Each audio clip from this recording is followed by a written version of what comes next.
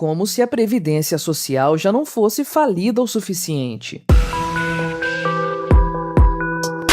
Este é o Visão Libertária, sua fonte de informações descentralizadas e distribuídas. Tramita pelas comissões especiais da Câmara dos Deputados, com certa urgência, um projeto de lei que visa instituir um 14º salário para os aposentados, pensionistas e demais beneficiários do INSS, de forma temporária, no presente ano e nos 2 anos seguintes. O autor do projeto é o deputado Pompeu de Matos, que de forma nada surpreendente é filiado ao PDT, o partido de Ciro Gomes. Já tendo sido aprovado na Comissão de Seguridade Social e Família, muitos deputados agora pretendem adiantar a tramitação do projeto, fazendo com que ele pule algumas etapas, com vistas a levá-lo o mais rápido possível para a votação no plenário. Conhecendo bem os nossos nobres deputados, eu não tenho a menor dúvida. Esse projeto de lei vai ser aprovado. Afinal de contas, é apenas um auxílio temporário para ajudar os mais pobres. O próprio Pompeu de Matos já deixou claro que muitos deputados têm interesse na aprovação do projeto. Embora o deputado acredite que o ministro Paulo Guedes seja contra esse tipo de medida, ele também afirma que o presidente Bolsonaro não ousaria ser contra essa 14ª parcela do INSS. E os motivos políticos para isso são bastante óbvios. Quanto aos valores destinados a esse incremento nas contas públicas, bem, não haveria qualquer problema. Afinal de contas, como previsto pela Lei 14.143, promulgada este ano, medidas emergenciais como esta que está em votação ficam de fora do chamado teto de gastos. É disso que o político gosta. Um teto de gastos que pode ser quebrado sempre que for conveniente. É importante deixar claro que, no fim das contas, a Previdência Social não precisa dessa 14ª parcela para ficar no prejuízo. É sabido por todos há muito tempo que o INSS é completamente insustentável.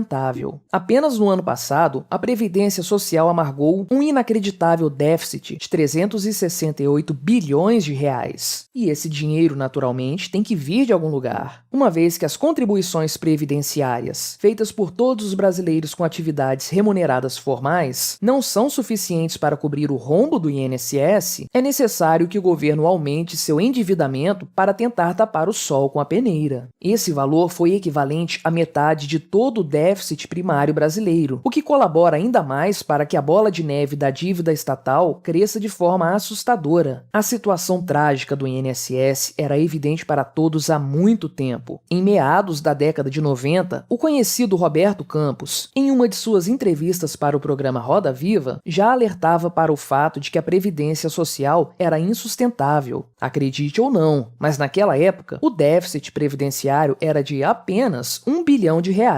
Mas o saldo previdenciário se degradou de tal forma que o governo do atual presidente se viu obrigado a fazer uma reforma previdenciária no ano de 2019. Reforma esta que, embora tenha sido bastante tímida, despertou a fúria da esquerda brasileira e do caquético trabalhismo nacional. Olhando para os números do ano passado, porém, fica claro para todos que mesmo essa reforma não foi suficiente para sanar, ainda que parcialmente, o rombo previdenciário. É claro que alguém poderia afirmar que essa proposta de lei, caso viesse a ser aprovada, não traria tantos efeitos deletérios assim, uma vez que o 14º salário dos pensionistas seria apenas temporário, valendo apenas por 3 anos. Essa afirmação, porém, é uma grande ingenuidade. Já dizia Milton Friedman, não há nada mais permanente do que um programa temporário de governo. E ele, naturalmente, estava certo. Tal como aconteceu com o auxílio emergencial, que foi concebido no ano passado como uma ajuda temporária às pessoas que foram impedidas de trabalhar, dadas as medidas sanitárias restritivas aplicadas em todo o território nacional, a tendência seria que essa 14ª parcela das pensões e aposentadorias do INSS se tornasse permanente. Atualmente, existe uma grande pressão para que o auxílio emergencial se torne mais um programa estatal assistencialista de caráter permanente. O mesmo seria observado com esse projeto de lei, não tenha dúvidas.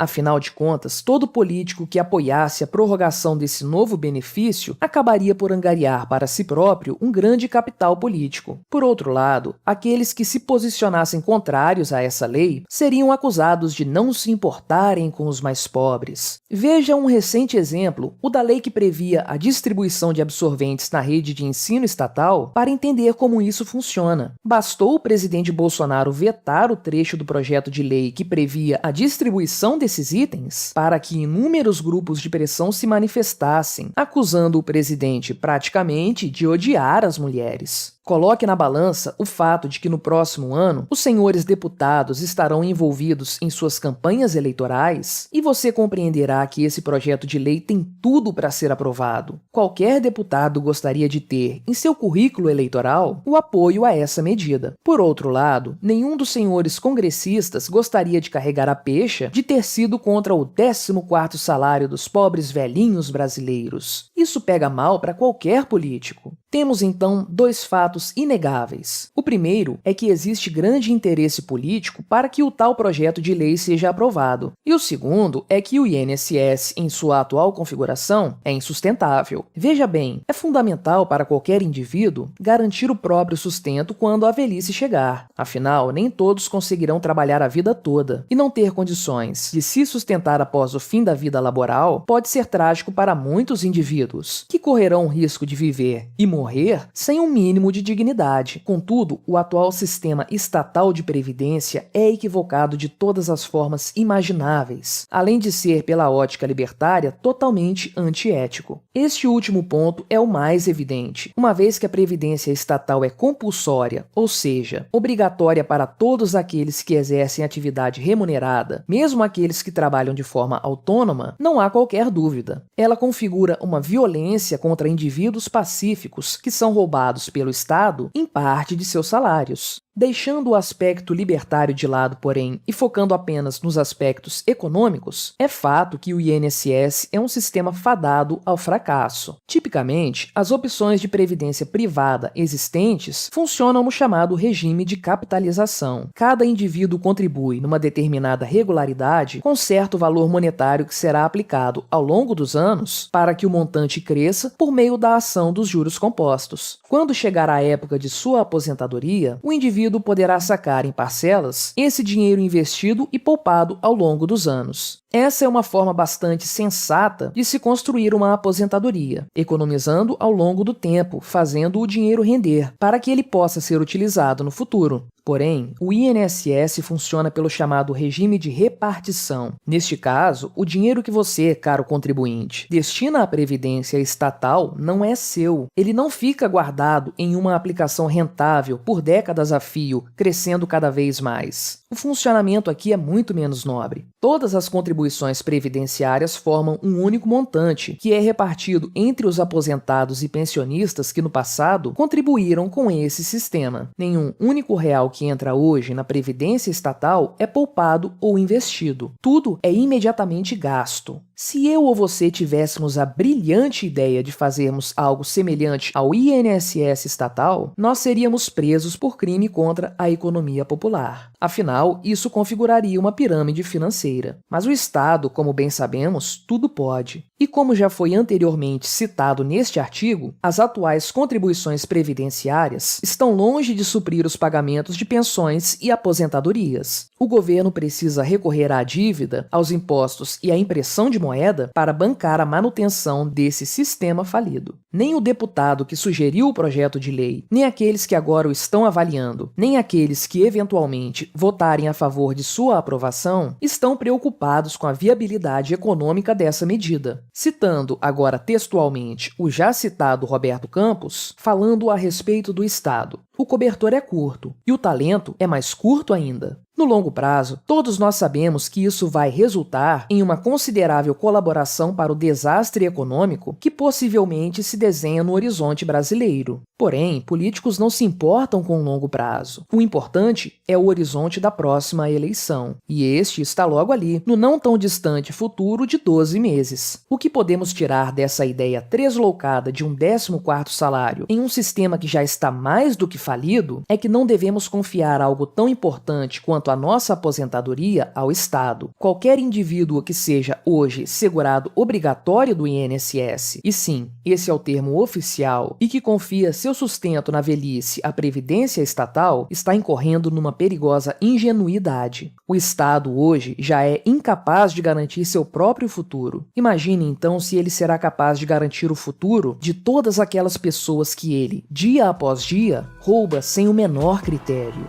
Obrigado por sua audiência. Este artigo foi revisado por Paulo Almeida, escrito, narrado e produzido por mim, Quintessência. Se você gostou deste vídeo, clique no ícone de curtir abaixo e compartilhe o vídeo em suas redes sociais. Se você deseja ser notificado de outros vídeos, clique em se inscrever e depois no ícone da campainha. Até a próxima!